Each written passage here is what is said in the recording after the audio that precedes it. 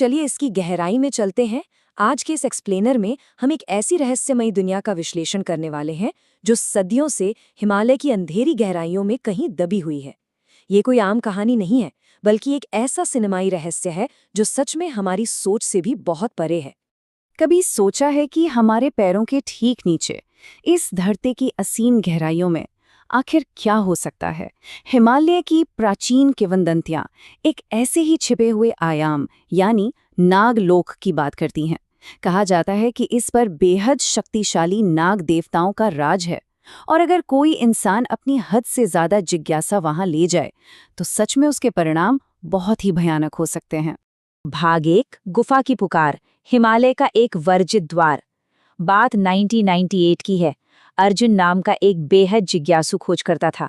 गांव वालों ने उसे लाख समझाया, भयानक चेतावनियां दी, लेकिन उसने एक न सुनी।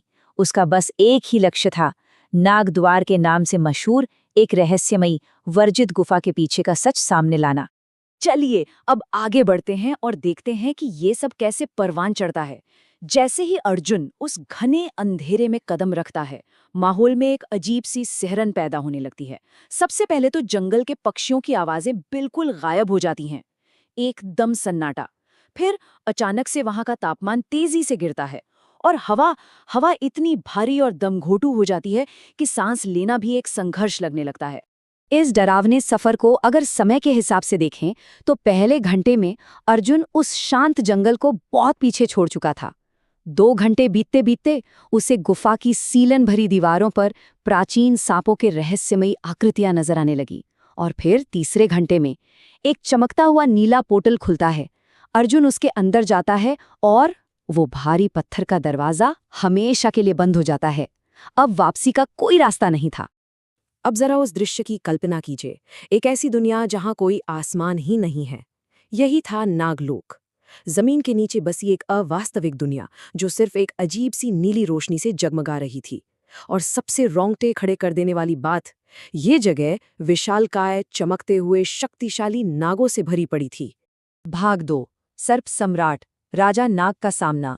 तभी अचानक एक विशाल रक्षक, जिसका आधा शरीर इंसान का और आधा नाग का था, वो अर्जुन को पकड़ लेता है और उसे सीधे इस रहस्यमयी दुनिया के शासक राजा नाग के सामने ले जाकर खड़ा कर देता है। दरबार के माहौल में एक जबरदस्त तनाव था। राजा नाग की भारी गूंजती हुई आवाज उस पूरे दरबार में सुनाई देती है। सच हमेशा एक कीमत मांगता है।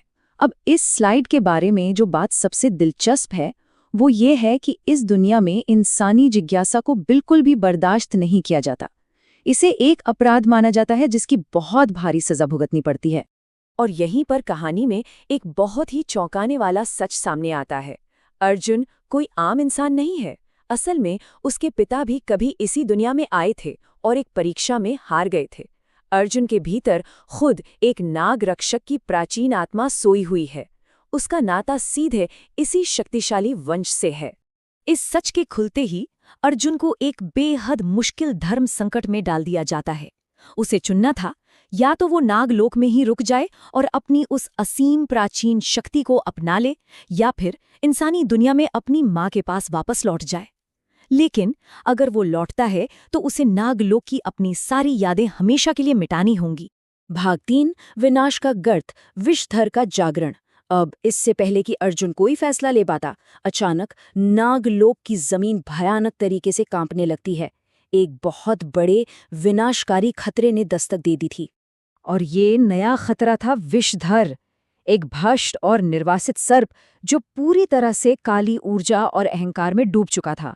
तो यहाँ सबसे महत्वपूर्ण बात यह है कि ये डरावनी ताकत असल में अर्जुन के अंदर छिपी उसी सोई हुई शक्ति को हासिल करने आई थी, ताकि वो नागलोक और इंसानी दुनिया दोनों को हमेशा के लिए तबाह कर सके। लाल लाल आंखों और काले धुएं के एक विशाल आकार के साथ विषधर एक खौफनाक धमकी देता है। अगर तुम मुझे अपनी शक्ति नहीं दोगे तो मैं तुम्हारी इंसानी दुनिया को नष्ट कर दूंगा। वो सीधे अर्जुन की सबसे बड़ी कमजोरी, उसके परिवार और उसकी दुनिया को निशाना बना रहा था। लेकिन इस बार अर्जुन डर कर पीछे नहीं हटा। उसने भागने के बजाय अपनी असली पहचान को स्वीकार किया और उसके अंदर का रक्षक जाग उठा। उसने एक ऐसी चकाचौंध कर देने वाली प्राचीन ऊर्जा को अपने अंदर महसूस किया जिसने उसे उस भयानक खतरे के सामने चट्टान की तरह खड़ा कर दिया। इसके बाद जो हुआ वो सच में दुनिया हिला देने वाला दृश्य था। अर्जुन अपने उस असीम ऊर्जा को पूरी तरह से मुक्त कर देता है। प्रकाश और अंधकार की शक्तियों के बीच एक जोरदार भिड़ंत होती है। वो प्राचीन रोशनी विषधर के उस काले धुएं को बीच में ही चीर कर रख देती है और पलक झपकते ही विषधर राख में बदल जाता है। भाग 4 वापसी, एक धुंधली होती याद। इस महासंग्राम के खत्म होने के बाद नागलोक में एकदम शांत और गहरी उदासी छा जाती है। राजा नाग इस जीत का सम्मान तो करते हैं, लेकिन इंसानी दुनिया में लौटने की जो कीमत पहले तय की गई थी वो तो चुकानी ही थी। नियम सबके लिए बराबर थे।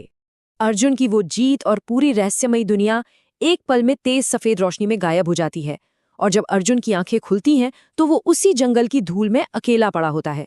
उसे कुछ भी याद नहीं था, और ये बहुत ही शानदार तरीके से दर्शाता है कि कैसे वो इतनी बड़ी लड़ाई बस एक भूले हुए सपने की तरह दिमाग से मिट चुकी थी। उस पूरी खौफनाक और जादुई यात्रा का बस एक ही भौतिक प्रमाण बाकी था, अर्जुन की कलाई पर उकेरा गया सांप का एक छोटा सा रहस्यमयी निशान। बस यही एक अकेली निशानी थी जो इस बात की गवाह थी कि वो सब कुछ कोई वहम नहीं था। इंसानी दिमाग भले ही सब कुछ भूल गया हो, लेकिन राजा नाग की वो आखिरी डरावनी चेतावनी कभी खत्म नहीं हुई थी। ये निशान एक द्वार है, जब समय आएगा तो ये फिर से खुलेगा। इसका मतलब है कि इंसानी दुनिया और उस रहस्यमयी आयाम का रिश्ता कभी भी पूरी तरह से नहीं टूटता। महीनों बीत जाने के बाद अर्जुन अपनी सामान्य जिंदगी जी रहा था। एक दिन वो एक आम सी चट्टान के पास खड़ा था। तभी अचानक उसकी कलाई का वो निशान हल्का सा चमकने लगता है और उस निर्जीव पत्थर के पीछे से एक साफ फुफकार सुनाई देती है। तो क्या वो द्वार सच में बंद हो चुका है, या धरती के नीचे छिपी वो दुनिया अभी भी इंतजार कर रही है? इस रहस्यमयी गाथा के एक्सप्लेनर में बस इतना ही। आगे भी हम ऐसे ही रहस्यों को डिकोड करते रहेंगे।